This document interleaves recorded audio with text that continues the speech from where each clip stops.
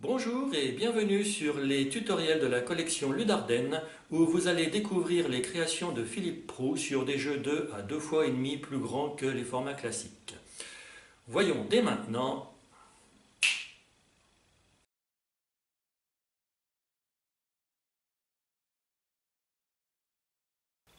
Le jeu est constitué de 45 cubes, 9 de chaque couleur, qui sont mis dans le sac et les joueurs les tirent un par un pour en aligner 9 au centre de la table. Il doit y avoir au moins 4 couleurs présentes. Il y a également des cubes blancs qui servent à passer notre tour et des cubes incolores qui remplacent la couleur de notre choix. À 2 joueurs, les joueurs ont 2 cubes blancs, 2 incolores et 17 cubes colorés qu'ils tirent aléatoirement du sac. À 3 joueurs, chacun a un cube blanc, 2 incolores et 12 cubes colorés qu'ils tirent encore aléatoirement du sac. Les cubes excédentaires sont retirés du jeu. Les joueurs positionnent leurs cubes pour former une pyramide. À 2 joueurs, une base de 6. À 3 joueurs, comme c'est le cas ici, une base de 5. Le but du jeu consiste à éliminer ses adversaires. Alors admettons que ce soit moi qui commence. Je dois donc poser un cube libre, c'est-à-dire non recouvert, sur 2 cubes de la ligne centrale, dont un ou moins est de la même couleur. Je peux donc positionner mon vert ici ou ici. C'est maintenant au tour de ce joueur qui va positionner un bleu ici, un rouge ici. Et nous continuons comme ceci.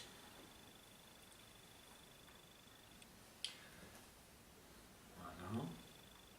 Alors ce joueur peut jouer soit un incolore où il veut, soit un cube blanc pour passer son tour.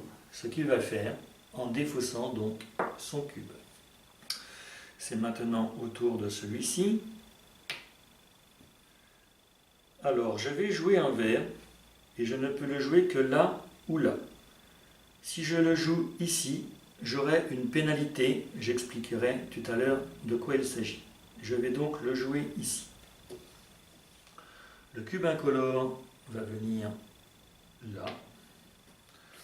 Ce joueur-ci prend son orange.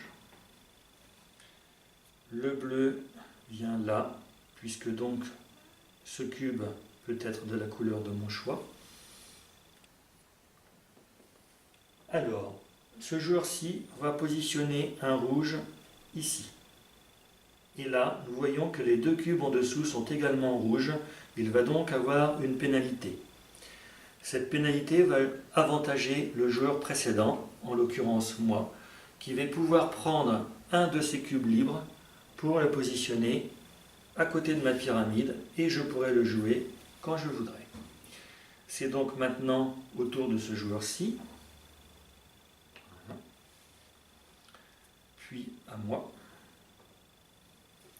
Maintenant vert. On va mettre un orange. Alors je vais mettre mon cube incolore ici.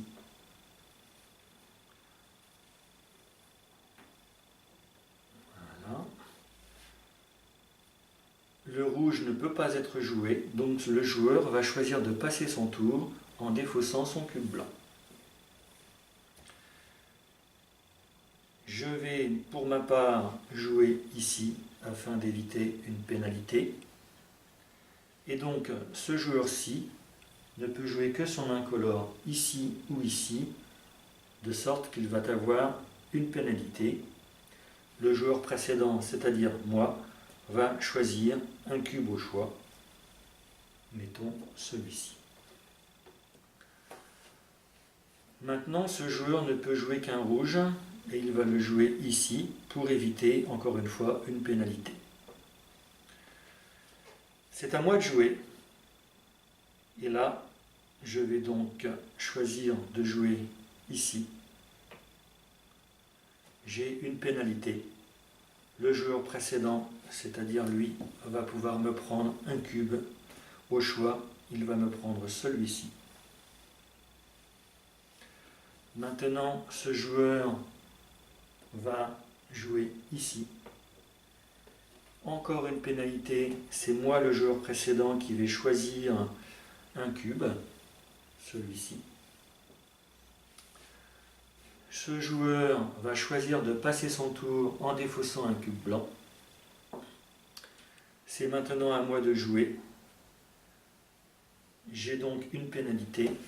Ce joueur va choisir de me prendre un cube. Ce joueur va pouvoir faire ceci. Et maintenant, ce joueur n'a pas d'autre choix que de jouer son cube incolore sur les deux verts, entraînant une pénalité au bénéfice du joueur précédent, qui va pouvoir prendre par exemple ceci. C'est à moi de jouer. Je vais positionner un bleu ici. Le joueur suivant va en faire de même. Ici, ça va donner ça. Maintenant, je peux jouer là. C'est à ce joueur de jouer, mais il ne peut pas jouer, il est donc éliminé. À 3 joueurs, c'est le cas particulier. Lorsque le premier est éliminé, le joueur précédent, c'est-à-dire moi, va pouvoir récupérer le cube blanc qui avait été écarté à la préparation du jeu. Le joueur suivant va faire ceci. À mon tour de jouer, je vais pouvoir passer mon tour en défaussant le cube blanc. C'est maintenant à ce joueur de placer un cube, mais il ne peut pas le faire, il est donc éliminé et j'ai gagné. En admettant que nous ayons joué jusqu'à construire entièrement la pyramide et qu'il reste encore des joueurs, celui à qui c'est le tour de jouer prend un cube libre de sa pyramide et rallonge la base initiale pour permettre la suite du jeu. Petit conseil, il y a forcément une, voire 2 couleurs minoritaires à la base de la pyramide centrale. Ce ou ces couleurs seront donc davantage jouées en milieu ou fin de partie. Il faut en tenir compte dans la moitié inférieure de votre propre pyramide.